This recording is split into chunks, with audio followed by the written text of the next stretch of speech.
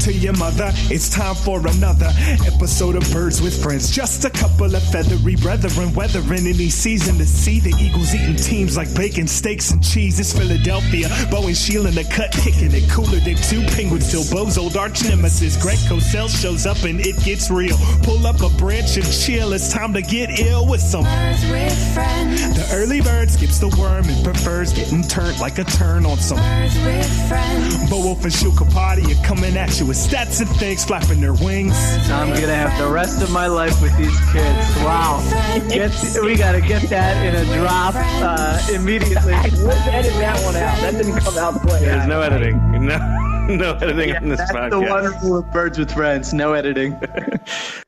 Hello, everybody, and welcome to Birds with Friends on a Tuesday evening.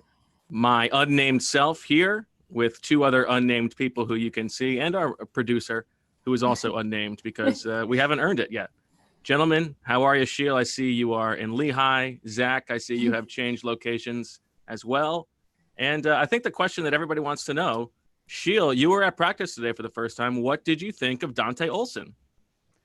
So it looks like you put some work into that background, which I like. You know, I think the listeners obviously got in your head after the last episode, so I expect this to be a major upgrade from everyone. We got Zach Schefter over here in front of the book. I take it as a compliment, by the way. Yeah, that is a compliment. Okay. He's got a great backdrop. Character counts right over the shoulder. I like that. That's really good coach speak. On his ESPN hits. Bo, so do you want to explain the process? I said, wow, you brought your Ace t-shirt also to the table. Yeah. The Bo Jackson. Oh, okay. Yeah. All right. So what was the process to getting this backdrop? For those who can't see, for those who are still only listening and not watching, Bo has a series of photos taped to his back wall with his face on Rocky's body, on some shirtless guy's body, it looks like there. Bo, I don't know if you want to explain further. Well, I'm a little disappointed you don't recognize these, to be perfectly honest. The process for this was digging through the boxes in the basement because I knew somewhere in one of those boxes, I had the photos from the old Wolf's Den. Oh. And so I have pulled out the Wolf's Den Photoshops. We've got some classics here. We've got Ravishing Rick Rude. We've got the classic Bo Jackson poster. I've got my my belt here, my championship belt for being King of the Beats from the prediction contest last year. So yeah, you know, I wasn't gonna let the people say you had the best background for another episode. Well, we'll see. And I see you don't have the trophy from the Lurie draft. Oh, well, there's a reason for that. Zach, how we doing? I also have. This is probably from one of the other many games that I've won. I'm doing Birds well. With Friends years. I'm doing well. Excited for the pod. I want to thank Sheil, and it's a credit to our listeners because he thanked the listeners as well. Sheil had a nice Q&A with the Spark. Is that correct? Yeah. Where Sheil was talking about his career and his job. What is this? I missed this. When he was asked what part of his job he enjoys the most, he mentioned Birds with Friends podcast. In part because of how fun it is to do, and also because of the community that the two of you have really built. Although, Bo, listen, you've been with us for over a year now. You get to be part of that community building. Yeah, let's not. Yeah. Although to be fair, it is past time for us to get you into the intro of the podcast. Yeah.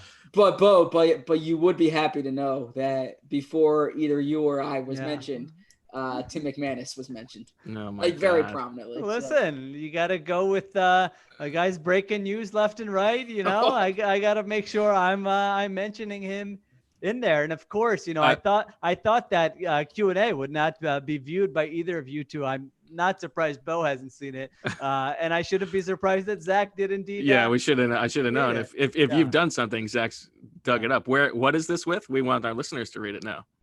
You can find it on my Twitter feed. But I will say, and I say this genuinely, for any aspiring writer, especially who might be listening to our podcast, definitely read that because I think the way Sheil progressed in his career is something that everyone can learn from. Wow, an emotional, nostalgic, no, it's true. Anytime you can hear. Let's start ripping each other. Come on. Anytime you can get advice and career advice and life advice from the man that people call the greatest writer living.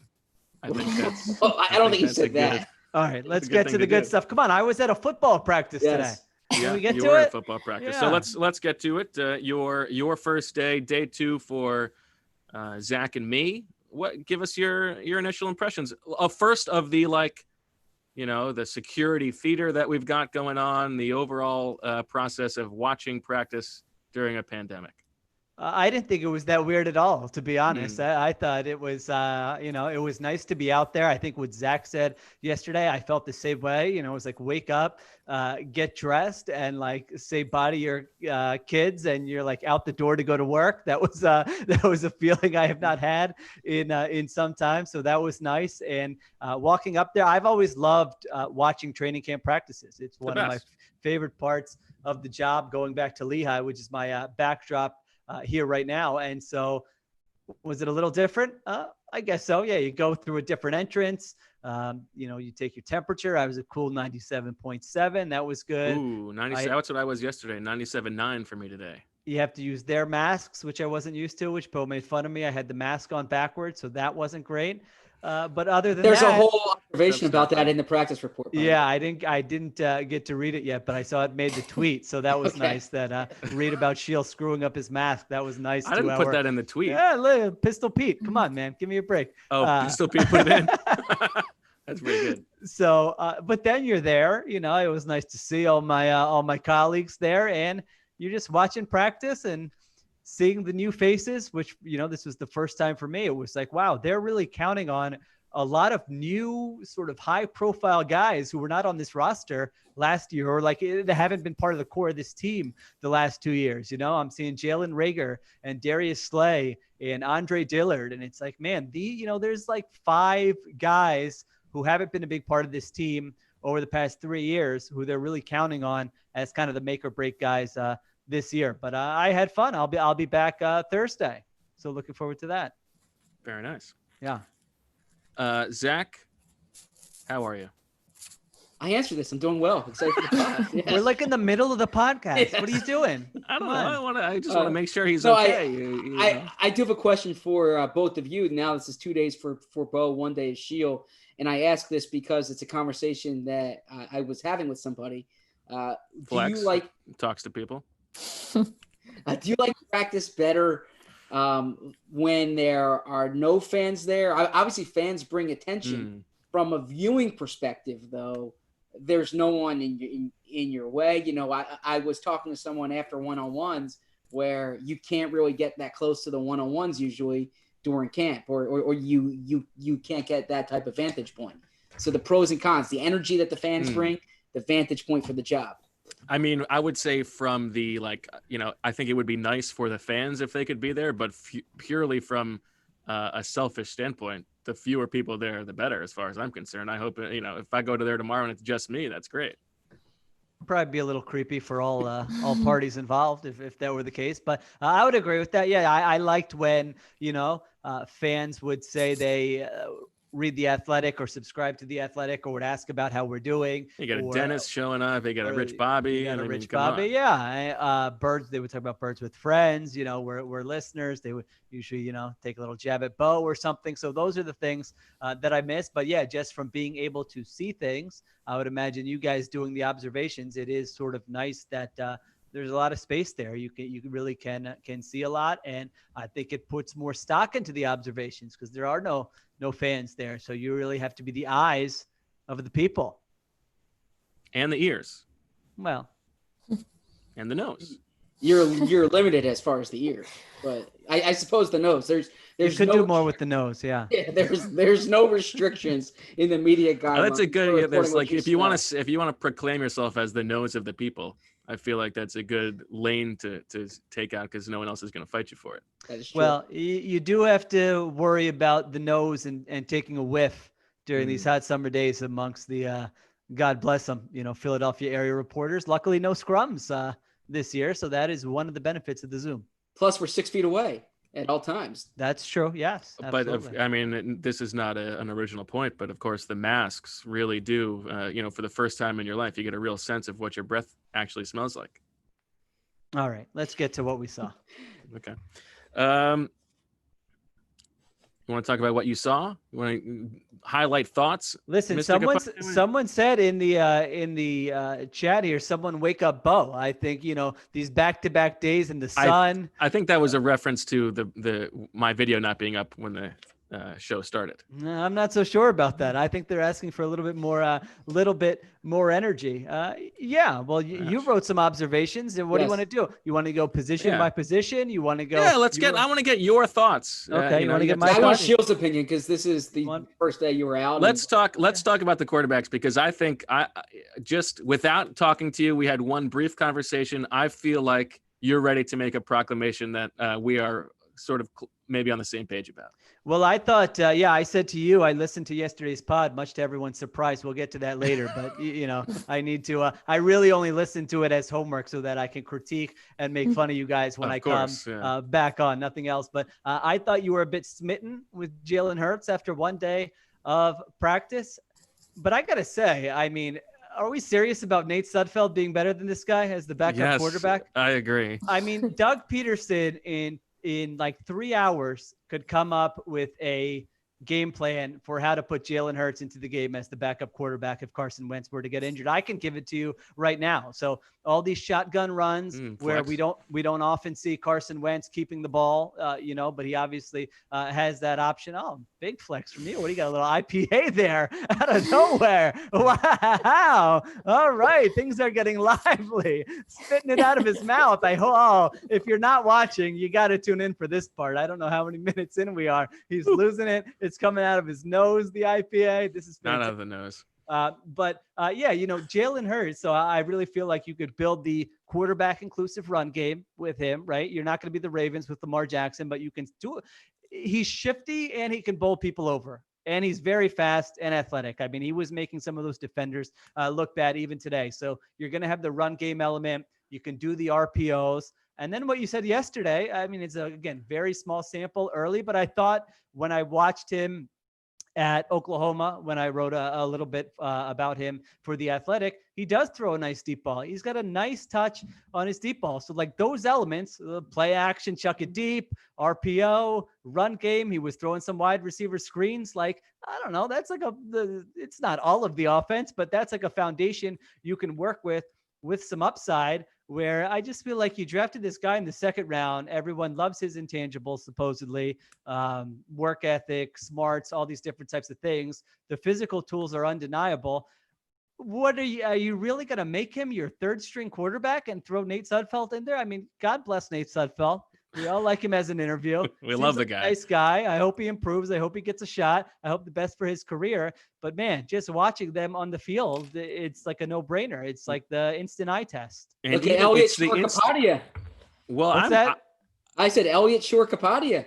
That's why is that hot? That's not a hot take. No. That's what Elliot wrote after the first practice. Well, he's ready to say Jalen Hurts is the backup. Wait a minute, didn't Elliot write like last year that Nate Sudfeld was better than like half the starters in the league or something? He did. I'm all for changing your opinion. It's not fair. It's not fair to bring up an old Elliot take. That's not how it works. Well, I want to bring up an old Bo take because this Elliott take got a lot of pub. Like I think like 3,000 retweets. He was talking about I don't know what the exact tweet was. I think the end point here, the end goal here is I think the people want to see, maybe for charity, me pitching to Elliott. Let's go 27 at bats at FDR Park. He gets a metal bat. And if he comes close to hitting a home run, he wins. Okay. I like that. But yeah, he was taking a lot of heat for his take that he could luckily connect with the home run. He could maybe score a touchdown, but he would have no chance of scoring a goal in hockey. That's what it was, right? That's correct. Yeah. I mean, kudos to him, but you had the original take here. It was like a year ago. You said you could score a touchdown in an NFL game. Coach Flynn, I said I could throw a touchdown. You could throw a touchdown in an NFL game. What, from the red zone, from the 5? What was it? Yeah, like if it's like, they're selling out on play action. Yeah, you said this. I thought it was crazy. Coach Flynn has never texted faster after listening to an episode. Thought you were insane. I'm but sure I'm insane. You got to take some social branding lessons from ESP. He gives this take That's not what I'm here for. A year later, I mean, he's killing the internet with this take. You had this take a year ago and got no pub for it. That's not my goal. And it was a crazy take then. It's a crazy take now. All right. That's where were we? but as for Jalen Hurts, no, you are correct. When you just watch it from the naked eye, he's a more exciting. Let's keep player. it clean. I know we're prime time, but let's keep it clean. He's certainly more exciting in practice, and he does have those tools that you can tailor your offense around. That being said, you need to tailor your offense around it. Like Sheil said, Doug Peterson will go back to the drawing board. So Organic the way I green see tea, it, unsweetened. and I'm pretty consistent with this, that if Carson Wentz were to go down for 4 weeks, 6 weeks, whatever it may be, Jalen Hurts is your quarterback, because then you put a package in. If it's a mid-game situation, the value of Sudfeld is that he knows the entire offense. He's ready to run the entire offense. Now, you do need to measure exactly how valuable that is, but I think that was the appeal to the Eagles for Sudfeld. Of course, they signed Sudfeld before the draft, before the Hurts thing even came about. So I think it's already very stark to me. And it's not just that Jalen Hurts sort of looks the part. It's that we've watched Nate Sudfeld in practice for 3 years now, and everything is always so slow. The ball does not come out quickly. He's always he's getting sacked or whatever. And maybe it's on the offensive line, but it just doesn't seem to me like he's processing quickly enough. And Jalen Hurts is doing that. I mean, yes, he's going up against the threes, and Sudfeld is sometimes going up against the ones, but I just see a quickness in decision making already in 2 practices in Hurts that I don't see in Sudfeld. And he throws a better ball, and he's a better athlete. I'm ready to say he should be the number 2 quarterback for games. Oh, I thought you were ready to go number 1. This is going to get I had one more IPA, and you were going to be. Do you think he throws a better ball, Bo? Than Sudfeld? Yeah, not a better deep ball. Think he's a better passer right now than Sudfeld? I mean, I think they're probably similarly both okay in the I mean, again, I'm going off one practice. Now, I don't know that I agree with you in terms of Jalen Hurts' decision making. It seemed like they're telling him, if it's not there, take off and run. But that's fine though. Yeah, you can tell a guy to do that. Yeah, with his skill set. All right, if it can be simple. It can be, here's your read. If it's not there, go. And I don't know, he's pretty athletic. He can probably make a lot of plays that way. I think it's maybe sort of like what I think you've written this about Derek Carr, maybe, Sheil, but it's Sudfeld might be making the right decisions. If it's not quite there, so he's not going to pull the trigger, and then he'll take the check down. But at some point, throw the ball. Well, I agree with you there. And for the record, I would not be opposed at all. And in a matter of fact, think it's a good idea to just go with Hurts as the backup for the reasons that both of you mentioned. You spent a 2nd-round pick on him.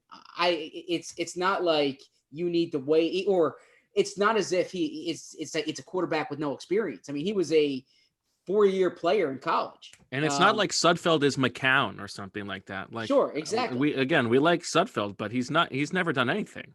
I like the idea of I know Zach said you bring in Hurts if he's missing 4 games, but I love the idea if Wentz goes down in a game and you just bring Hurts in and say, and just have fun with it. Yeah. Be like, Jalen, learn these 10 plays. Yeah, the defense is not going to be ready. It doesn't have to be that complicated. If it's not there, run. We're going to run the ball. We're going to do a lot of zone read. We're going to do a lot of RPOs. You've been doing these for, like you said, Zach, you've been running these plays for 3-4 years. You know how to read them. It's not going to be that hard. Don't turn the ball over. I mean, that probably gives you a better chance to win. Scramble, take off. That gives you a better chance to steal a game where Wentz goes down, I think, than Sudfeld. I know you think that. Does Doug think that?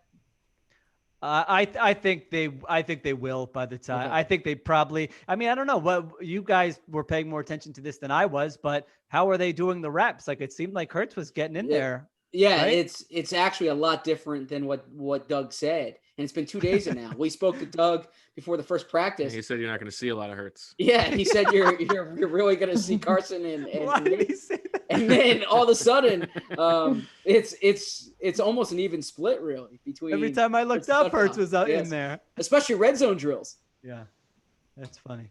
Okay, some comments. Okay. OJ Shield bringing his A shirt. Game again. Thank you. This is a go-to shirt, and I realized I have nowhere to wear this shirt. So, like all these clothes that have just been hanging in my closet that I spent money on, and now I don't use at all, I'm gonna break them out for the podcast. Why But not? you know what? If someone's sponsoring my attire, I would at least wear their attire. Yeah, well, Shield. Like at some point, you got to pull out Indochino. Yeah, that I will. Well, the shipment is coming. Okay. You know, it's customizable, so they're making sure they got everything. Maybe that takes a little too long, as far as I'm concerned. No, I don't think so. You get those bad boys ahead of time. All right. What's everybody drinking? We've covered that. Zach, do you have any type of beverage there? I don't. I don't. I'm not even a water. What if you get like something in your throat or something? I have no table in front of me, so wow, that's bold. I get very No, I do have shorts. That was obvious. I get very nervous without a beverage nowadays. You know, you get older and like you're doing any type of radio hit or thing like this. If I didn't have a beverage right here, I'd be freaking out. I'd probably leave, and get a water. Now, I usually don't have the green tea this late. I know you're thinking Shield's getting a little wild. I am, but I was a little tired before this pod. I felt like it could juice me up a little bit, and we have Lakers Blazers on at 9. So like this is probably going to be a midnight night for me. So I gotta tell you, I loved the 6:30 start time of that Sixers game last night. I love this. This is great. Yeah. I love all these day games on and everything. Jamie says Zach looks tired, probably from sprinting to go pick up someone's car. Zach, is that true? Not sprinting to pick up someone's car, but no, I'm sorry. I look tired. I'll bring more juice then. I mean, I'm up early outside. Don't apologize. Yeah, you look good. You look great. Rich Bobby says the fewer people there are, the better. Applies to everything in life except for Birds with Friends meetups. Rich Bobby, this is why you're a default, my friend. Absolutely, totally. Although it would be funny if we like really pubbed up a meetup and only Rich Bobby showed up. That would be a great time. I've hung out with Rich Bobby. That would not be disappointing at all. John is disappointed that no one danced during the intro. I would have to have a few more maybe pre-show IPAs to make that happen. We've got this thing going on in my kitchen, our stove right now. When the stove is turned on, it's like the starter, like that. Yeah, the thing when click it's starting. You get first. Yeah, the click. Well, it doesn't stop. It's the starter's going the whole time.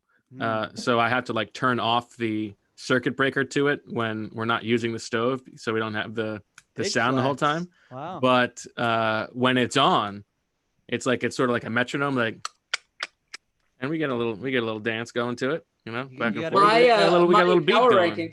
My power rankings for the four of us dancing would be Marissa 1, Bo 2, Sheil 3, me 4. Okay, yeah, I could battle you. I mean, that's battle you for 4. That's the first time I've ever been ranked second in dancing. That's for sure. If it's more than 2 people. You got to be careful with that bad boy, right? That could be a little dangerous with the gas stove. Well, apparently it's not. Apparently it's okay. Okay. But we were supposed to get it fixed, and they fixed it temporarily, not all the way fixed. Now we got to get someone else to come in. Okay. I get that home warranty. That's your advice. There you go. Mighty Super Melvin says, I'm fine without smelling football practice. Thanks. Philip says, speak for yourself. Brandon was. All right, let's get to here. This is a newsy one. What about taste? What about the mouth of the people? Tasting practice. All right, Brandon. No, talk about guys who missed Monday and returned today. Well, that's what I was just about to get to. Yeah, right. Because we're talking about the quarterbacks. I want to ask you about what you thought of Carson Wentz today, with the caveat that the offense was without Deshaun Jackson, Jason Kelce, and Jason Peters. Now, Kelce, Deshaun, and Malik Jackson were all given the day off as 30-year-olds. And Peters and J.J. Arcega-Whiteside returned to practice today after not practicing yesterday, but really only just for individual drills. They did not participate in any team stuff. And Duke Riley returned to practice after having an illness yesterday. He was a full participant. So that meant that the starting offense was the wide receivers of Greg Ward, Jalen Reagor, and Deontay Burnett for the most part.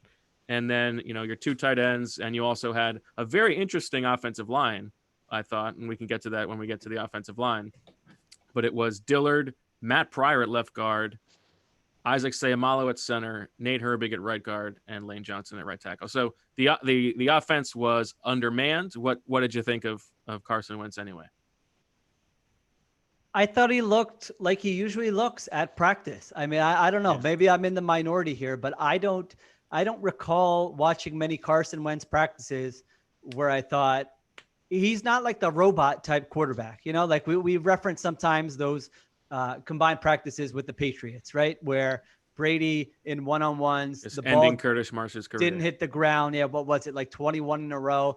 Yeah. Wentz is not like, he has a different skill set. And so I feel like every practice he makes like 3 throws where you go, wow, this guy's like ceiling is so high. And you've seen this in games before, but he hasn't had many practices that I can recall where he's just like lighting it up, drive after drive after drive. The ball is exactly where it's supposed to be. No incompletions, no interceptions. So also at this point, like, I mean, I don't know. What are we looking for from Carson Wentz in practice? That's what I was going to say. Like, I don't care what Carson Wentz does in practice. As long as he stays healthy, it doesn't matter to me. Yeah, so, I mean... Yeah, so to Sheil's point, though, 2017, he was really good in practice that summer. And that was because he had everybody. Like, that team... Now, that was before you were back in Philly, right? I just got back, but yeah, I don't think I might have caught a practice or two. And Bo was there that summer before it was officially announced, correct? Before the Athletic was officially announced.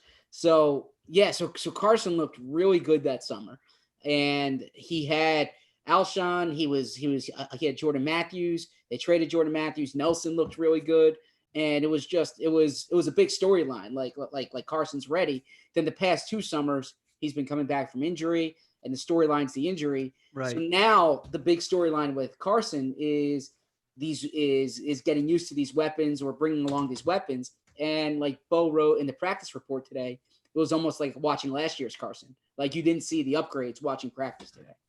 Yeah, I would sort of agree with that. The offense did not have a good day. There's no denying that. I mean, the 2 things I want to see from Wentz would be, one, his chemistry with Jalen Reagor, which you didn't see a lot of today. I don't know why that, it just didn't seem like they were connecting a lot, or he was throwing the ball his way. Also, I think Reagor didn't play as much on offense, right? Because he was doing some more special team stuff. And then the other thing, like if there was something to look at, if there was a storyline specific to Carson Wentz, it would be that he says something that, hey, I made these little tweaks to my mechanics, or Doug says something to that effect, and it's really going to help me. Because I mean, I think a fair criticism of of Wentz is that the short intermediate stuff, he misses some gimmies, right? There are some inconsistencies there. He often makes up for it with sort of his improvisation, his downfield stuff. But like there are easy throws that he misses sometimes that you look at and go, all right, there are quarterbacks who are among the top 5, 6, 7 in the league who don't miss those throws as often as he does. So, but I don't know. I kind of don't think he's probably going to be that type of quarterback. Every quarterback has sort of a different style, a different skill set. I don't think that's his exact strength. And so I didn't find it that worrisome. Now, having said that, he chucked his helmet after a miss, right? So he obviously was being hard on himself and wasn't that happy with how certain things were going today.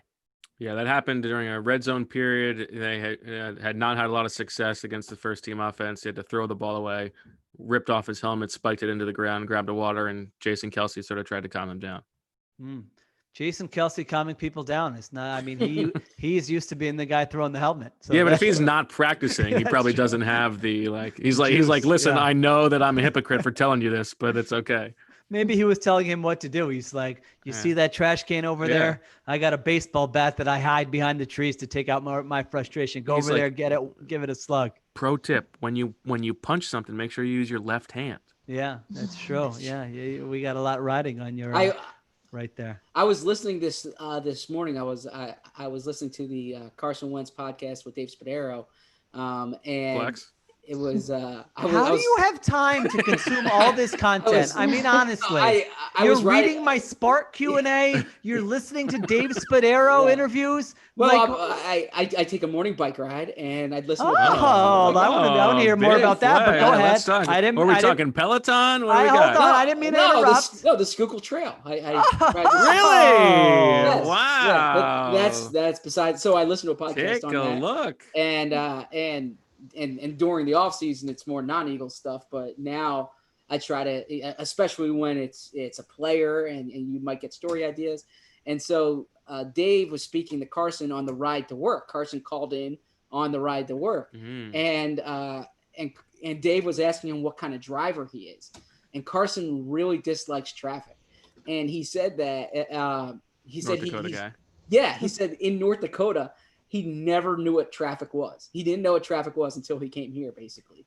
And like he didn't understand, like he knew like the idea of like standstill traffic. And he says that patience is something he really needs to work on. So I can imagine him like throwing his helmet if he's sitting on the Walt Whitman Bridge and it's bumper to bumper.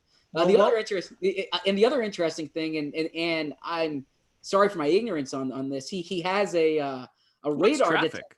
No, he has a radar detector in his car. Is that like a thing? Are you trying to detect police officers? You've never seen anyone have this? You've never heard of this? No, I've heard of it, but I've never had one. So I've never had one. Now the nice thing is you throw on a Waze and it tells you. Obviously everyone should be driving safely, but if you're going so that's what it does. It identifies the police officers for you. Yeah. Okay. So wow, he admitted to that, huh?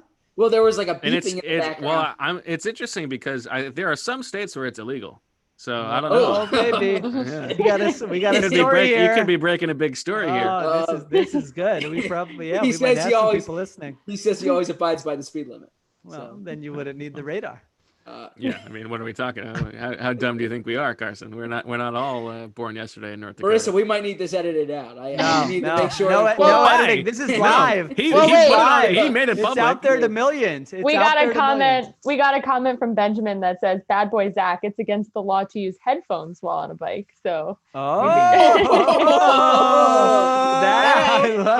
that really against the law? Is that really against the law? I didn't know. I don't know. Wow, man. Well, listen, Zach, I think it's fine, but I think you should know character counts. Yeah, I would agree. With that. I need to look into that. Is that against the law?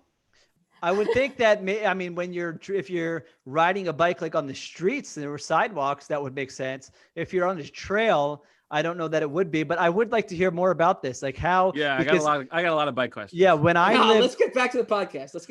This is the podcast, my friend. So when I lived in Seattle, we had a great trail, the Kirkland Cross Corridor. I think there's called. Nothing you love more than dropping Kirkland. Beautiful, beautiful trail. I mean, it was so well kept. And is it the same Kirkland as Costco? Yeah, and so I decided I'm going to go buy this used bike. I'm going to ride it on this trail, but we've talked about this. Bike riding is hard. Like, my gosh, like the saying that it's just like riding a bike is the biggest fraudulent saying there is. Like, I mean, riding a bike is hard. And so I would ride my bike. And then like, if there was someone coming in the opposite direction, I was frightened. Like I was basically riding my bike off the trail into the bushes to make sure I was not running into them. Yeah, you're with me. But Zach, it seems like you got a lot of confidence there. No, I mean, there's bike lanes to the trail, and then you get on the trail, and it's the Schuylkill Trail. You can go all the way to the King of Prussia Pass. I don't do that. I mean, I just do like a 30-minute. Now you say every morning. Are we talking like 7 days a week? Well, I don't want to overstate this. I would much rather talk about practice, by the way. Yeah, we know you would. That's why we're talking about last this. Question. Last question. Yeah. Go on. You doing the bike shorts? No. I wear just normal shorts. Yeah. All right. How many days a week are we talking? Well, it depends on the weather, Okay. So. And how many miles? It's like a 10-mile loop. Yeah. 10-mile loop. All right. No, well, yeah, I think so. Wow. I can look at something. Here, I will tell you exactly what I do. We're getting a lot of comments on this. So. Okay, well, the people want to know about the bike. Well, Jason we've got 2 weeks of cranny camp. No, I'm sorry, not 10 miles. I really apologize for that. That I overstated that significantly. 4.5 miles. 2 miles? 4.5 miles. Okay. 4.5 miles. Well, Yeah, really significantly overstated. Marissa, we cut you off. So PA law, Jason says PA law specifically mentions vehicle with headphones law, and bicycle is only a vehicle on the street. So I think you're okay on the trail. On the trail, okay. Okay, there you go. I am a terrible bike rider. like never really knew how to ride a bike growing up because I was growing up in the city, and like finally figured out how to as an adult felt confident on a bike. Finally got a bike when I was living in Philadelphia, and like 3 days into it, got stolen outside. That was it. People ride bikes. That was it for me. In the city, then Although I locked it up like a moron, so they took the whole thing except for the front wheel. But don't more people ride bikes in the city than the suburbs? That doesn't sound right to me. No, that of course is true. You walk through Philadelphia, there's a lot of people on bikes. Yeah, but not like children. You got more room to learn how to ride a bike as a child in the suburbs. All right. Speaking of sports, sure, the regular season is fun and all, but only one thing can compare to the excitement of basketball's playoffs, and that is having skin in the game with DraftKings Sportsbook. I would argue an episode of Birds with Friends competes, but America's top-rated sportsbook app. Basketball has made its way through the regular season. Now it's time to crown a champion, and DraftKings Sportsbook is putting you in the center of the action. To celebrate basketball's first round of the playoffs, DraftKings Sportsbook is giving you an amazing free bet offer. For every day that you bet at least $20 on basketball, DraftKings Sportsbook will give you a $10 free bet. Head to the app right now and check out all that they have to offer, including player props, quarter-by-quarter betting, and so much more. By the way, I have done this both days of the playoffs. It's fantastic. I highly recommend turning on you watch a game, wait till like the fourth quarter, get a feel for it, and then you throw a little live bet on there. It's very fun. Also, don't forget about hockey's playoffs and the Fly Guys. Another win today. DraftKings Sportsbook is offering great odds and promotions all week long to help you make it rain. DraftKings Sportsbook is a safe, secure, and reliable betting app. You can deposit and withdraw your funds at your convenience. Download the top-rated DraftKings Sportsbook app now and use code TOSS when you sign up. For a limited time, all users can get a $10 free bet when placing a bet of $20 or more on all first-round playoff action. That's right. DraftKings Sportsbook is going all out by offering a $10 free bet when placing a bet of $20+ on all first-round playoff action. Again, that's promo code TOSS only at DraftKings Sportsbook. Must be 21 or older. Pennsylvania only, in partnership with Meadows Racetrack and Casino. Other terms and conditions and restrictions apply. See DraftKings.com/sportsbook for details. Gambling problem? Call 1-800-GAMBLER. Now I've got a Moa Culpa as we get to this next ad. And we were talking yesterday about our favorite Ernests. And I think this falls on Zach, because I did not know that our fellow beat, EJ Smith, is an Ernest. And he came in today. He was hot. He said, how dare you talk about your favorite Ernests and leave me out? And EJ's my favorite Ernest. Well, more than Hemingway? You came pretty hot. Oh, yeah. Hard to the rack. Definitely EJ Smith. Definitely EJ Smith. Okay. We also forgot Jim Varney, Ernest Goes to Camp. But so, an apology. We got to do better with EJ Smith. But, I didn't know. I had no idea that was the E. I feel like Zach, as his former coworker, had a better idea. So I'm gonna pass the buck on that one. But as we talk about Ernest, I love my high student loan payment. Said no one ever. Check if refinancing with Ernest could help you lower your monthly payments. Checking takes just 2 minutes. If you've been making the same monthly payment on your student loans for the last couple years, odds are you could reduce your payment and save by refinancing with Ernest. Even if you've refinanced before, with today's low rate environment, most people could save by refinancing again. Checking your new rate is fast and easy. To start, complete a few questions online. It only takes 2 minutes. Then you'll get a personalized rate estimate without affecting your credit score. Want to change your monthly payment, combine many loans into one easy payment, or get a better rate? Ernie, as I call him, makes it easy. Plus, there's no origination fee or any other fees. Plus, a double plus again, the internet loves Ernest's customer service. They're rated 9.4 out of 10 on Trustpilot. And now you can get a $100 cash bonus when you refinance a student loan with earnest.com/birds. Once again, you get a $100 cash bonus when you refi your student loan at earnest.com/birds. not available in all states. Visit earnest.com/birds for more detail. Terms and conditions apply. Here's the fun part.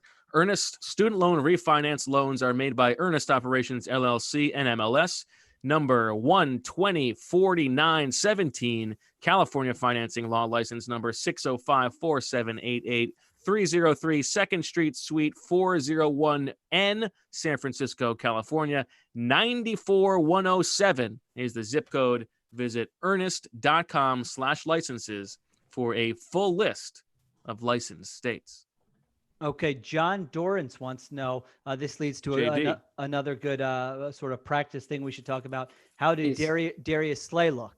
He asked. And so I can't say I noticed him a ton. I did notice, so this goes with the other two rookie wide receivers not named Jalen Reagor, Quez Watkins and John Hightower. Now, Bo, I haven't read your observation, so I would like to know what you guys thought of this. But there was a one-on-one with Quez Watkins and Darius Slay early in practice. And I was impressed with the Quez Watkins. I thought he separated. He had a step, and Darius Slay late, made up for it and broke the pass up. I didn't think the pass was great. And so depending on how you want to look at this, you could say, wow, nice job by a Quez Watkins there. Or you can say, how concerning should it be that Quez Watkins had a step on Darius Slay there? Or I guess you could give credit to Slay for the breakup late. So how did you see that play? It's interesting you bring that up. I saw on Twitter this guy, I forget his name. Footwork King is his Twitter handle. He's the guy who has been sort of the trainer for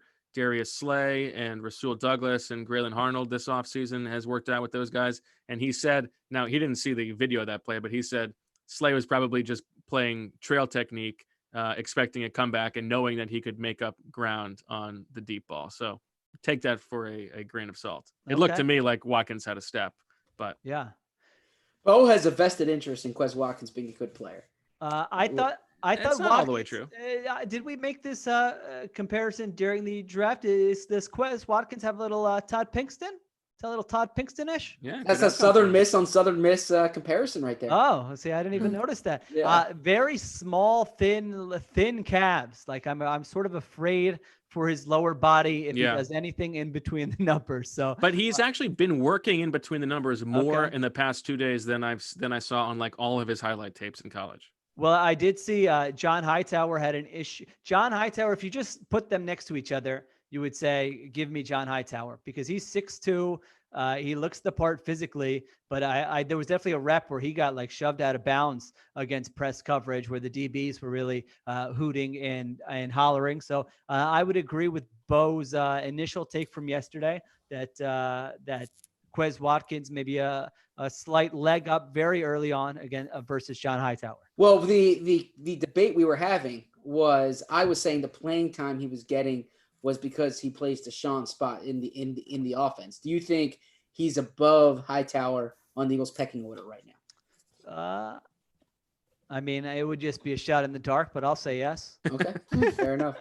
I don't know. All right, now this gets to another big storyline. Jamie says he only really cares about practice observations from the Priority 2 reporter. So for those who missed this, Bo made Zach feel very uncomfortable yesterday. I listened to the pod saying, oh, you're a hoity-toity tier 2 reporter. The bit continued today. He's got his own bathroom.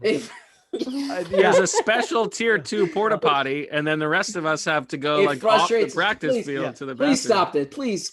Yeah. This was I was pushing hard for this not to be this way. This was not what I chose.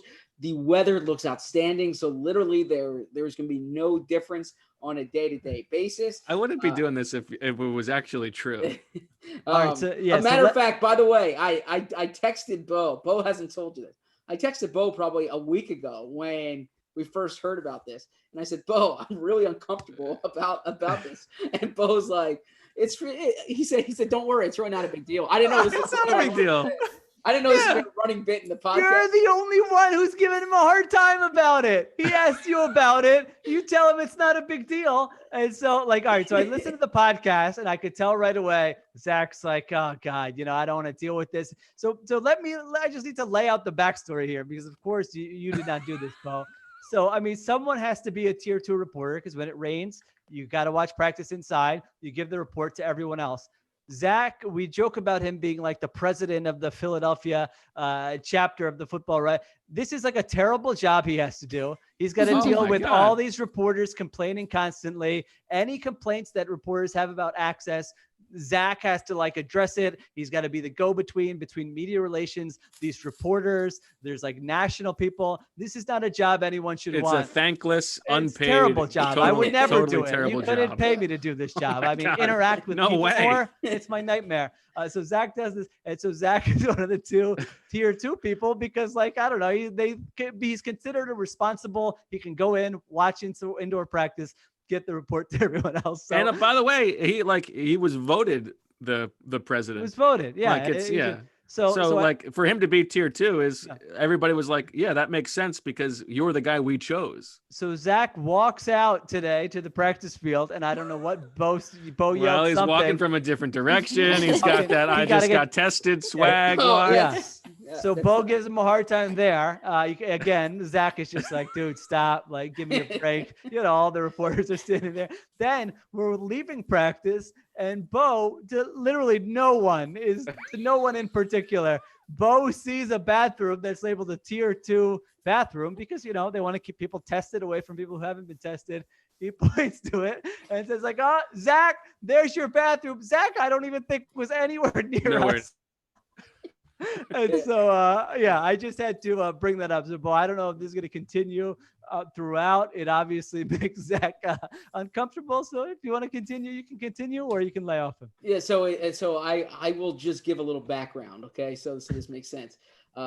I need to get each morning a tracking device. Okay. That they put in my credential. And that way they know everyone who I'm within 6 feet of who is a part of the team. So if I were to if I were to get COVID, okay, they would be able to know everyone who had been within 6 feet of me, and then that person would be alerted. It is very funny. It is very funny that like the tracking thing only works for the other people who have them. So it's like really like they don't care about the rest of us at all. Like if you've got it and you're roaming the sidelines with us, who cares? But you're not going to be near those people anyway. So it is kind of But in essence, So that's what. So when I go to a different entrance, it's because I need to get that. It's not because I have a better vantage point. I literally walk right over to say hello to Bo. All right.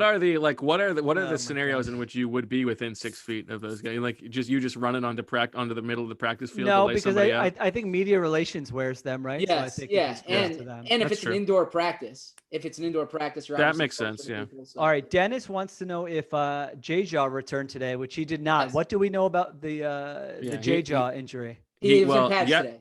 He was at was practice. He doing anything? No, I didn't see. He didn't take any reps of anything. Again, a classic case of Sheil not listening, as I already said. Didn't practice yesterday, was in pads today, did some individual stuff, but nothing with the team. All right, so he wasn't back, I'll say. What week will we start hearing that Hurts should start, says Rich Bobby. Ooh. From us or from Elliot? What about from an Elliot? Yeah, I like Elliot. What about I like Elliot too? Yeah, we all like an Elliot. What about from an anonymous source to a national reporter? Interesting. Is Alshon still on the team? Back? Yes. I mean, it's not crazy if Wentz struggles a little bit and Hurts looks good in practice. This was one of the risks when you use a second round pick on a guy. Correct. And you rave about his intangibles and his leadership and his magnetic personality. So I don't know. I think Wentz will play well and it won't be an issue, but who knows? All right. Ryan says, if Sudfeld is the backup over Hurts, we're protesting at Howie's house like the Postmaster General. So that is from the... started. I have a... Oh, God. I actually didn't hear that because I just saw a tweet. Okay. All I heard was Postmaster General. Yes. Okay. This is a tweet from our this is good stuff from Dan Duggan, our Giants reporter. Oh boy. Not good stuff, actually, but scary sight during practice. Cornerback Corey Ballentine was motionless for a few minutes after a head-on collision with wide receiver Austin Mack. Cart came out, but Ballentine wound up being okay and actually finished practice. Trainers appeared to be checking his right shoulder. Injury happened during the most physical drill I've seen in 5 NFL camps. Wow. Defensive players lined up on goal line. Offensive players were a few yards away. Offensive player picked up ball and they met at the goal line. What? So they're playing Rumble Fumble at an NFL camp? This guy is off of his rocker. Oh my gosh. I can't believe this. He's a little concussion uncle. Well, it's sort of interesting because he got off to the terrible start, right? He at the combine, he's not mentioning anyone by name, but then actually some of his comments during like the COVID, like with COVID protocols actually seem to be like better than you would get from an NFL coach, right? So it's like, all right, maybe jump to conclusions, but oh my gosh, wow! You guys played Rumble Fumble, right? Yes. Yeah, No, one. It's it's literally one person has the ball and everyone else tackles him, and when he gets to the ground, he gives it up. Somebody else gets the ball, everybody tackles it. This is what they're playing. This guy's out of his mind. Yeah. Oh my gosh, I need to. I do. It has made the Giants pretty interesting. I want to read up on some Giants coverage here. Andrew wants to know, when are we starting Birds After Dark, where each host has a 3-drink minimum in them before starting the pod? I would say, I think we're at 600 and something comments. If you get, or reviews, if you get to 1,000 if you get to 1,000 reviews, I will do that. And it's got to be before or during the 2020 season. Do you guys agree to that? Yeah, I'm in. So it's probably gonna be I like mean, Bo week. is already 3 drinks in, so Not true. It doesn't. All right. What other practice observations do you guys have as I go through these other questions? So we were talking about the wide receivers. I thought of the returning wide receivers. I thought Deontay Burnett was the one who showed up the most today. Would you agree? In a good way? Yeah, I mean, of the returning wide receivers, that means only Deontay Burnett, Greg Ward, and Bob Davis. Bob Davis, true. Like, okay. Of the returning wide. Bob Davis had a touchdown, a deep touchdown in one-on-ones against Sidney Jones. Maybe that's says less about Sidney Jones, but. And so then one thing that I do think we should discuss, we mentioned Jason Kelce. Jason Kelce not practicing. Isaac Seumalo, the center, as Bo mentioned when he was going through the first team offensive line.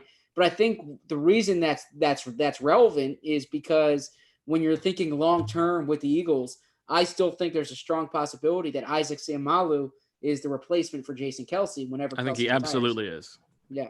Yeah. Which makes sense. I think that's definitely the plan. No trouble snapping for him today, which he's had in years past.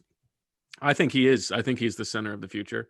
The other thing that alignment was interesting for was, well, there were a couple of things. Pryor at left guard. It's not a position that he's played, at least to our eyes, during practice before. And he's the swing guard this year. And if he is going to be the Halapoulivaati Vaitai, back up at 4 positions, he needs to be comfortable there. So that makes sense. And then Herbig, I mean, again, this is what we were talking about yesterday, Zach. They need to be prepared for the possibility or likelihood that at some point they're going to be without Jason Peters at right guard, or if he goes to left tackle. And so you've got Pryor, who's getting experience. Herbig is now getting experience there. And Jack Driscoll has been getting experience at right guard as well. And unlike Jeff Stoutland, usually he puts a guy at one position as a rookie. Driscoll is playing both right guard and right tackle. Yes, that's a good point. I was there for the O-line, D-line drills, the 101s. The first there were 2 today. Yes, and let me say this. Julian Good-Jones, who Jeff Stoutland forgot his name. Bo reminded him of it. He said the kid from Iowa State. Why am I blanking on his name? Fletcher Cox just it was. What do you expect? This poor it was guy. like the blink of an eye. I felt bad for Julian Good-Jones. But Fletcher Cox cannot be stopped in those 1-on-1 drills. Sheil, have you read the rundown of the 41 players on defense and special teams? No, not yet. Yeah, I didn't think so. Yeah. Saving it for a couple more green teas and then. Yeah, I'm sure. The other thing that happened in that period, Zach, that we heard was they were like gassing up Dillard for one good rep. Yes, against Sweat. Yes. This is like classic this guy is really bad. We got to make sure we got to protect his confidence at any chance we get, right? Yeah, Don't so you think it's Sweat tried to speed move around the edge. And we're talking like a Daniil Hunter here, so if he can block him around the edge, we can't mock him for that anymore. I think because he was true. More correct than we were about Josh. So. And Dillard more correct as Daniil Hunter. He was right in general. Yeah. Well, he hasn't had the opportunity yet. Which I asked Jim Schwartz the question that we had spoken about when they signed Vinny Curry, which was you spent all this time developing or talking about developing these defensive ends and you signed Curry. And Schwartz said, first off, he said Curry had an outstanding year last year. He said Curry doesn't require a lot of practice time, so they're still going to get to develop these other guys. I meant more in terms of playing time in games. Yeah. I think. And he said no coach is going to complain about having too many good players. Good problem to have. I don't know how many good players he has behind Curry, but I think Sweat's. I think Sweat's a good player. I think Sweat's a good player. I think Sweat's a good player too. So Sweat came with speed. Dillard showed the quick feet. He did not. He pushed Sweat deep into the pocket, and Sweat couldn't really do much there. I mean, was able to kind of get to the quarterback at the end, but the play was over. And then, the offensive linemen were really talking up Dillard, and Dillard looked pretty proud of himself as well. Good. And here's a take for you. Remember we were joking yesterday about wouldn't it be funny if Jordan Mailata just became the left tackle instead of Dillard, and they their diversification of bets paid out that way. I think there's a better chance it's Prince Tega Winogo than Jordan Mailata. Really? I don't think Jordan's had a great days. I mean, but he's so bad at right tackle. He just the spin move beats Jordan Mailata inside every time to the point where I think Elliott could beat him with an inside spin move.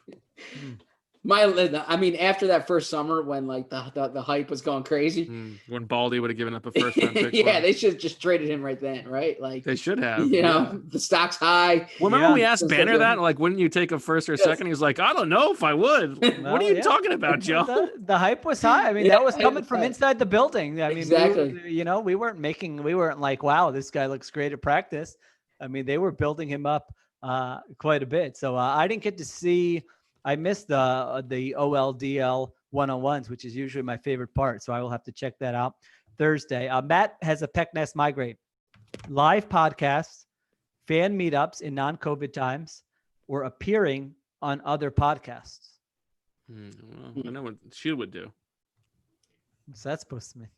Yeah, Mr. Going on every podcast. Listen, you build the brand. Even if people are on one of our lists, that's it's hard because I like all three. Going on other podcasts really helps you. Yeah, it really helps spread the word.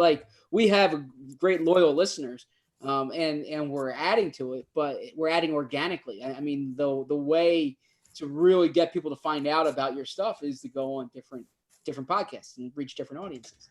I would definitely do fan meetups as a pack because one time a year is perfect for that. You can't be nesting that. Yeah. I'm kind of enjoying the live podcasts. So I would probably nest that and I can migrate other podcasts. Good job. Good job by you. Noah Becker, a Wolf minion, says, Z-Berm, don't apologize. You already got Bo to admit that he hates having fans at training camp. I'd like that take from a Noah Becker. That is true. That is true. You did. You didn't hesitate. You're like, I said selfishly, maybe not what I would do if I were the team, but from my own vantage point. Zach, this is the guy who, before you were in the mix, would make his picks on Friday because he would be like, "Oh, the Eagles fans are really going to affect this game." I remember that. Yes. Yeah. So that was. Yeah, I mean, which one of us correctly predicted the outcome of the Falcons game? Listen, go. The guy over my shoulder. Go search my Brandon Graham clip, okay? If you want to talk predictions. That's my flex. The trump card that he always. Listen, it's easy to predict the winner of the Super Bowl. We both got that right. It's the divisional games that are more difficult. All right. Any other observations from you guys? Well, let's go quickly through because I'm curious about what you thought. Running back, there's probably not much to see from today. Corey Clement looks like he could play fullback. I mean, he's a little bit rocked up. Are they like cross training him to do that? I mean, he looked. I meant to say this. Corey Clement, what was it yesterday? We talked to him. Yes. I'm Balls to the wall. I'm getting big time Pedro Serrano Major League 2 vibes from Corey Clement, where it's like he's just really happy to be here. He's so happy that he gets to be back with the Eagles. He's got a really positive outlook on things right now. It's like he needs to get someone like week 1. He's going to be carrying the ball. He's going to fumble. He's going to be like happy on the sidelines. It's okay. I'm just happy to be here, guys. And it's going to take like, Deuce yelling at him or like somebody hitting the snot out of him, and then he's going to turn. You need to get angry Corey Clement back. I have the opposite of, or not the opposite. I have a different Major League character. I have definite Rick Vaughn vibes. Like basically saying the past 2 years he's been caught up in himself. Is that what you say?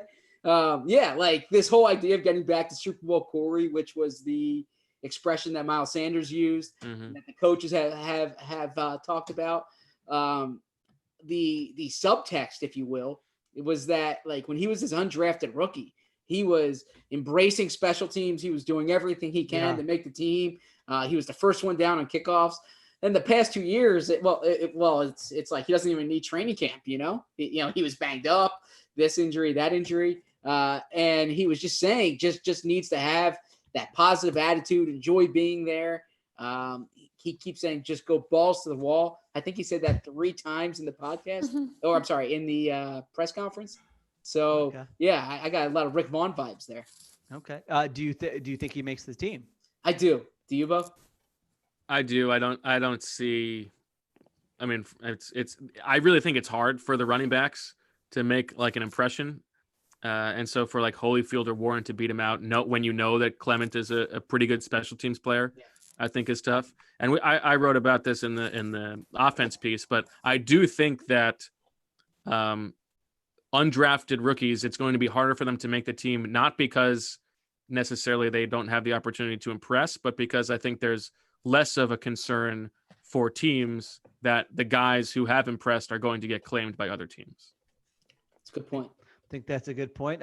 Like Clement dropped a pass today, and I was just like thinking to myself, who cares? Like either you decided you want him on the team or you don't want him on the team. Like the guy made plays in the Super Bowl. That matters a little bit more. But man, what a weird career it would be if he didn't make the team and didn't do much after this. It would be like 10 years, 20 years from now, when people are talking about that Super Bowl and how good he was, it would sort of be a shame. So hopefully, right. Like at the time it was like, wow, this guy's going to be like a real piece of the offense. Yeah. It's going to be like, what a stud, what a coming out party. And it's, you look back and it's more about just how crazy that run was. Yeah, absolutely. I thought the play of the day, for giving practice observations, was Jalen Mills, the interception, reading Carson Wentz, picking it off, returning it all the way.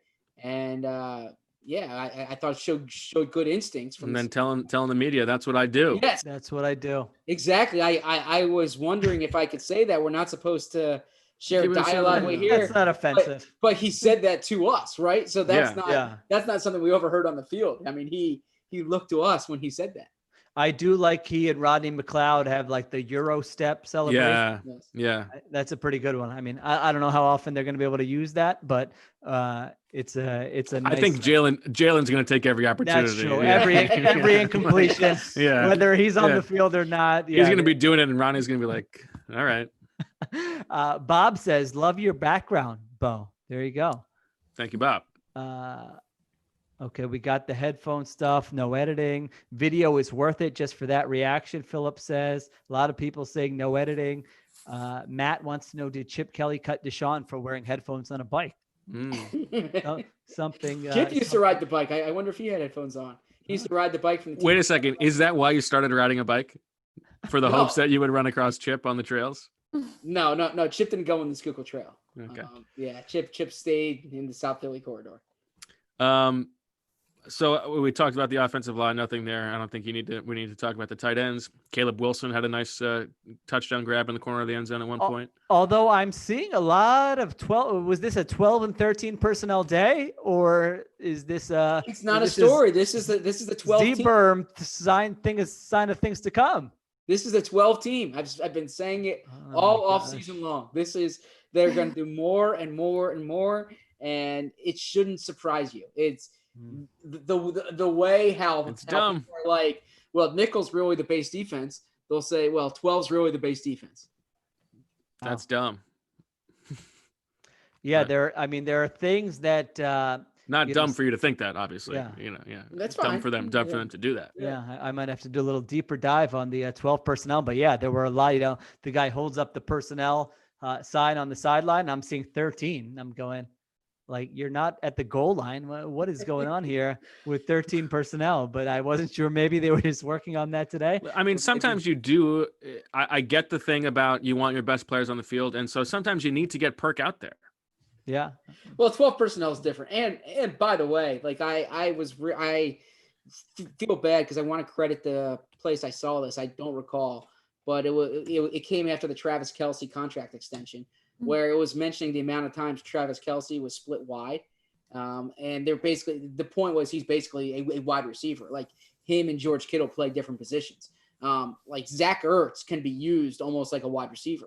When he caught the game-winning touchdown in the Super Bowl, as we all know, he was split wide on that play. So even if it's 12 personnel in terms of two tight ends, if you use one of them the way you would 11 personnel, or if you play one as a heavy slot, you split out one, then it's effectively the same play patterns, just different body types. The problem is they were terrible at this last year. I mean, I've posted their numbers in 12. That's what training camp's for. Throwing the ball out of 12 personnel. They had a lot of practice at this. They were desperate for answers on offense, and they came up with nothing creative. So I know a lot of people will say, well, now they have wide receivers, so we'll open things up. Maybe we will see. But it was interesting looking. I caught a coach there on the field, and I'm going, who is this guy? He's sort of, a little, he's got a long hair coming out of his hat. He looks like an older fellow. I know who you're talking about here. Marty Morningleg is back, baby. I totally forgot. It's him next to Press Taylor, who Press Taylor looks like he could be the backup,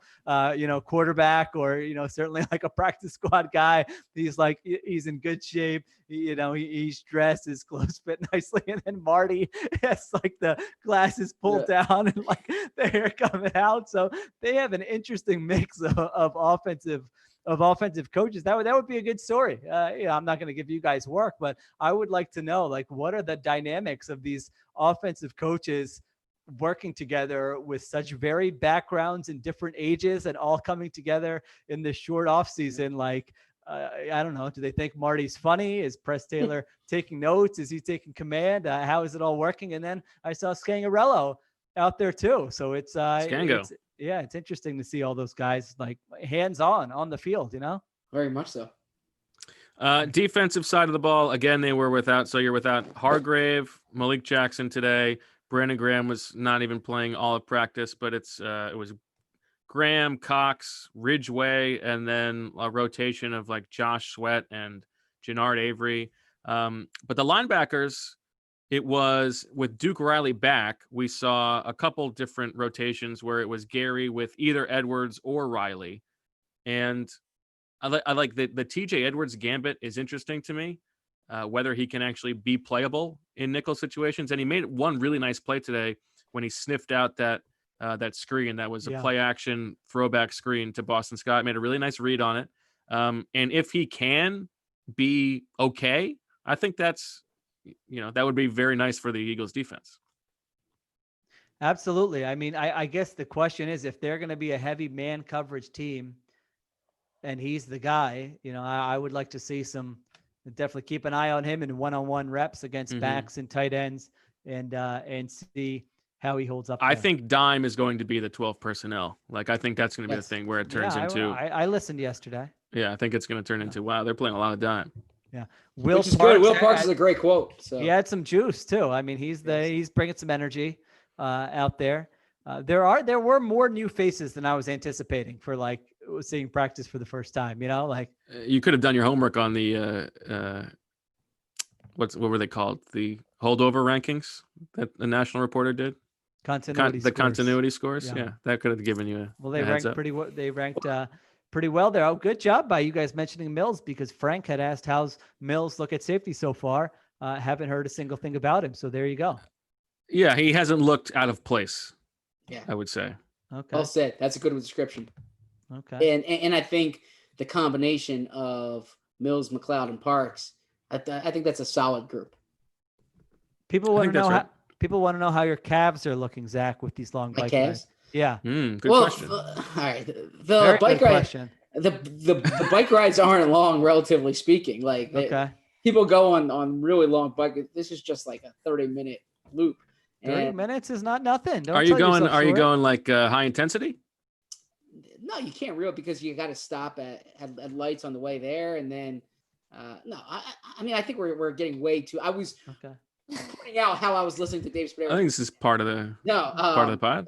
It didn't need to deviate from that, and I don't know my calves. Listen, I would like to improve my Yes. calves. So if Yeah, any my calves are Yeah. fine. enterprising listeners haven't thought about that. Yeah. advice on exercises I could do to get them, Yeah. get a Stair little- lifts, or isn't that for the calves? You do like I think it's the calf raises. Yeah, you put You your guys foot. could get up right now and do that. Yeah. Yeah, well, yeah. Zach doesn't have to do them because he did his already. Yeah, So just yeah. go and do He's them. sore. He's sore. Yeah, he doesn't. what you guys don't know is I've been just flexing my calves on and off this entire You time. can do the seated calf races. Yeah, you could. I be actually doing that. saw something today. Jeff McLean tweeted out a photo that Sheil took of, I guess, Doug talking to Jeff and Jimmy Kemsky, and Jeff asked to caption it. And one person commented on Jeff and Jimmy's calves, or I don't want to say lack thereof. Yeah, but, it said need a little work. Yeah. yeah. So Oh, interesting. yeah, so I suppose this is something people are paying attention. I feel like Oh. that's the kind of thing that Jimmy is gonna be Take upset personal, about. yes. Yeah, he's gonna he's Yes. gonna spend his off season working on his calves. Listen, whatever it takes. Someone said Bo made Zach very uncomfortable. In quotes, that should be in the show description. And many people agreed with that. That's true. I think I have told this, but a family member said they've learned so much more about me since joining Birds with Friends that like they didn't know before, based on Bo's prodding. I actually love this question from Philip. So about the tier 2 situation. Oh gosh. No. This isn't one that will make you feel uncomfortable. Yeah. But the question is, so like in that situation, you're one of 2 reporters watching practice. Yeah. He said, would you give the rest of the reporters a lesser version and keep nuggets for yourself? He said, Bo would, Sheil would, I would. No, but definitely Zach not. wouldn't. But No, Zach no. wouldn't. So No, there's I'll explain that. unimpeachable yeah. character as far as reporting is concerned. Also, no, you're not allowed to use anything you see there for your own personal use. So well, even on it's loosely defined. on Birds with Friends podcast, I can't be like, by the way, at such practice, this is what they did. You provide. Well, if and- you put it in the pool report, you could say it. Yes, and it's a very basic report because I think the pool report is bounded by certain restrictions that the regular reports are not. And those indoor practices are Exactly. garbanzo beans anyway. Yeah, but if you think about, well, our listeners probably don't. Phil's got read it, something funny he wants to But say. the Super Bowl poll reports, the Super Bowl poll reports are very kind of vanilla in terms of what they provide. Well, we have a little nickname for Zach here from Dennis that Marissa sent me. Caffery Berman instead of Zachary Berman. What do you think? If we get a good look at those bad boys, I think you're really overrating the bike thing. I would say it's closer to a leisurely stroll than anything. okay. Yeah. Okay. All right. Do we have anything else from today's practice to get to? Do you have any quick sort of crushes from guys that you saw today? Any little brief impressions of anybody? No. We've gotten to, I think, everybody. Okay. Jalen Oh, Rager did have a drop on a deep ball that was a nice pass by who Hurts. By Hurts, really nice pass by Hurts. He dusted Michael Jacquet Yeah. and dropped it. And I thought it was a perfect throw. It just Great throw. He had to reach for it a little Touched bit. his but it hit hands. him He didn't have to right in the hands. dive. Yeah. How about Kayvon Wallace intercepted Jalen Hurts? First interception. Yeah, of but camp. Hightower fell down. Yeah. Guy fell. But yeah. first interception of camp though. Okay. Okay. Sheil, I'm curious. We can add a segment here. The national reporter comes to camp for a day. What are all the beat guys missing? What's the thing that like the national yeah. reporter knows that everyone else? What's your Afani Moma moment? Yeah. Like how are these guys reporting this? I've given you all my takes. I don't think I have anything for you there. What are the local guys missing? Yeah, I don't know. I feel like we've discussed every storyline. Nothing I saw in like that hour and a half changed my opinion dramatically. I will say, I think my opinion of this team is probably higher now than it was Draft night when the schedule came out. I don't know. When did we do our picks? Yeah. I think I feel better of them now, having a landscape, sort of a view of the having league. having a psychopath head coach in the division that guarantees 2 wins. Right. I mean, I really, am curious this. Which injury do you think hurts the NFC East team more? Brandon Brooks for the Eagles or Joe McCoy for the Cowboys? Brooks. I think McCoy was not a great player last year. I think it was fine. But I mean, we'll see who they put in there. But yeah, that's what I meant. The Eagles had the time. It happened early enough that they could bring in Peters. Yeah, that's true too. Yeah, I mean, I think they're both fine.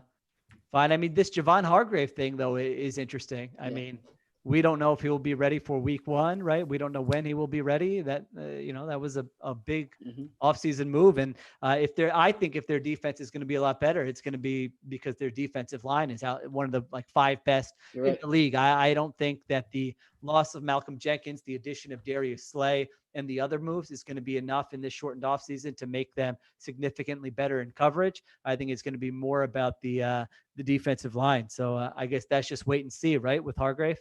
Yes. And the report from Ian Rappaport was that opening day is a possibility. Okay. It starts on time? Yes. I did see Doug Peterson. This was like a funny moment where I think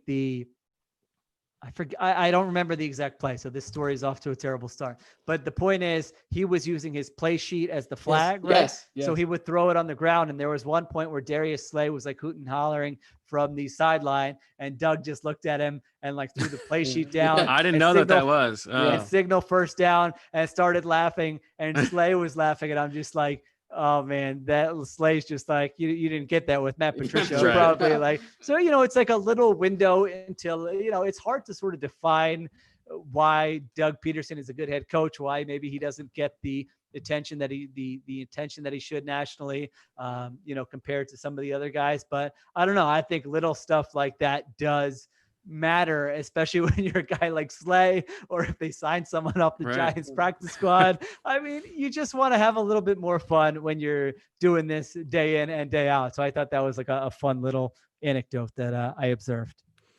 Why don't we get to your thoughts on yesterday's show? You've got some things written down. Okay, this is a big thing, and I was surprised that Zach let this go. I think I know what you're going to say, but go ahead. Yeah, I mean, you have to know what I was going to say. You had this, I don't know what your exact quote was during the show, but you said, I feel much better about them getting through an entire season, right? Well, give me, what was the exact take? I said I feel better about them finishing a season. Yeah. Not as scheduled.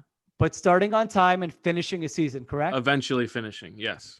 I mean, Zach, how are we just letting that fly? Because this guy has spent the better part of 5 months. I'm not saying he was always wrong. I'm not saying I didn't have similar feelings, but this guy was giving them a 1% chance of playing on week 1. Oh, it's game theory. He was yelling at us for even talking about the schedule when it came out. Like I was right about that. Like I stand by that. Like it was an international nightmare. And now 2 practices in, we're not even a week in a training camp. He's giving me Uncle Roger all kinds of props. I mean, how are we not going to take him to task for this? I just wanted to steer the conversation back to it. I thought our listeners kind of know where Bo stands there, but actually, to Bo's point about the schedule, it is interesting that because I still believe obviously the NFL should have put out the schedule when they did, but the Big Ten put out their revised schedule, so it's the second schedule that Big Ten teams have had. And then literally a week later, the season. Marissa's not along because she's got that. She wants to see that. The Terps. I want to see my Terps, go get their 3 wins in the Big Ten. Talking about concussion uncle head coaches. All versus Rutgers. What? Maryland's head coach? No, there's no. Not the current one. Yeah. Okay. Walt Bell at UMass. Oh yes. Right. Okay. Yeah. All right. I was gonna say Mike Locksley's a good. Yeah. Yeah, I like Loxley. Yeah. So to get back to the reason I let that go is because I just thought, like, do our listeners really want this to be relitigated again? Well, you also knew that Sheil was gonna come to the rack on it. So I mean, listen, we have this what a change of heart. I don't think that that's true, but we do have. What do you mean? We have this capacity as humans to to get used to things quicker than we should. Like the pandemic starts, and like the first week or so, you've got this like roiling anxiety every day, and then all of a sudden it's just like, okay, this is the world we live in now. And maybe it was like just going to practice and seeing it happen was part of that. But I still don't think that they should be playing.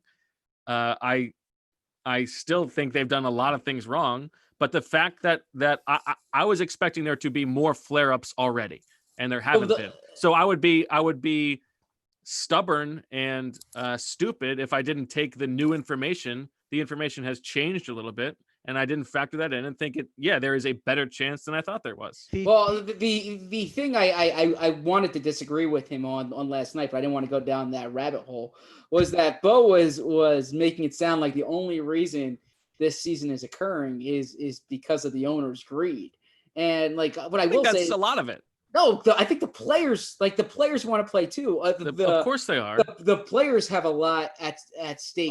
Of course they do. So it doesn't matter to the players if they start on time in September or if they start in November or in January. Yeah, but I'm saying, but I think the players want a year of playing, a year of salary. They're not like. I think that's right, but okay. I think the reason they're starting in September is the owner's greed. Which, by the way, was the point that I made probably the first time we talked about this in March, was the owner's greed. And that they'll figure, if there's a way to figure it out, they'll figure it out because they want the money. Of course, that's a driving force. All right. Yeah, sure. Okay. Well, we'll let the listeners decide here. Last question I have. What do you think? You think it's 17 weeks, no problems? I don't know. No, I've been healthy skepticism the entire time, but okay, we'll see how it goes. I'm hoping they take their break right around late October. I can match up my paternity leave with. Oh, you're announcing it on the show. Yeah, there we go.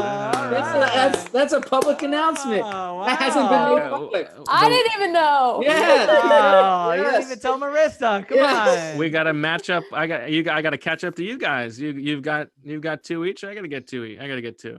I didn't know we were allowed to share it. There you go. Yeah, congratulations. I think I found my social clip. Yes, there you go. There you go.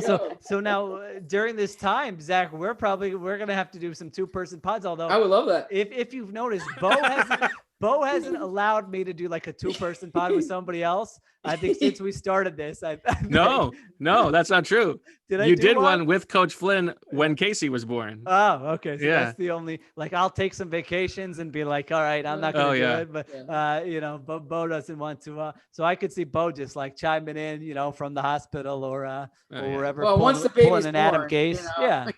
I'm going to have the rest of my life. You got the rest of your life with them. You got the lots of congrats here in the chat. Everyone wishing Bo well. That's very nice. Okay. By the way, second time he's done it during the season, though. Like,